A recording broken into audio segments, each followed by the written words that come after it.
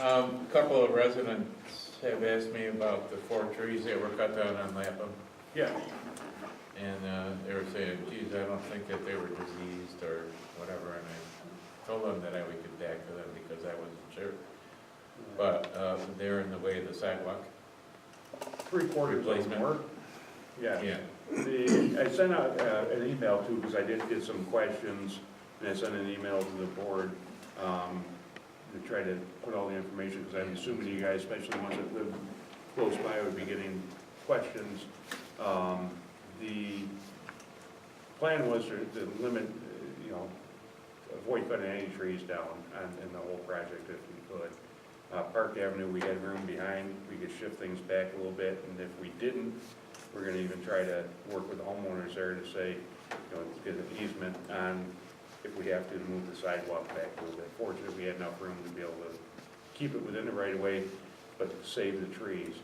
Lapham Park had certainly some challenges there with there's, I'm trying to remember, 4 or 5 houses between, Elm and Park Ave, and I think 3 of those have steps coming down. So that adds another element that limits how much you can move them. The trees, one of them is in not wonderful shape in the way the roots were. It's growing in an area. The tree was probably this big around, and it's growing in an area about like this. And the sidewalks and the driveways were getting beat up pretty good. We didn't want to get in a situation where we cut the roots, be able to put the sidewalks in, even sidewalks that weren't any wider.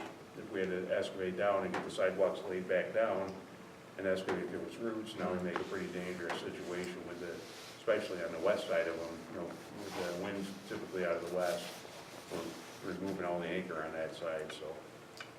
But we had plans for 3 of the trees because of that, because of roots, because of the way they were lifting and limitations on room to remove those 3 trees. When the contractor who was there, we've always had great luck with, we're really happy with.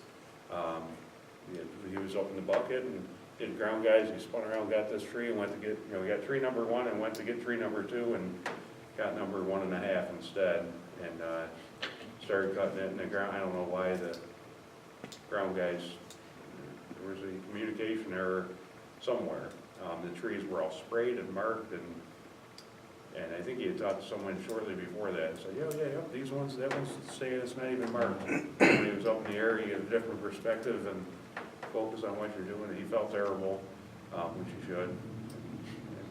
I told him that, but it comes down to human error, I guess. He cut down the wrong tree, or almost had it down, and by the time we got there and discussed it with him, it would have been really stupid looking, frankly, so we just said take the rest of it down. And we talked to the homeowner.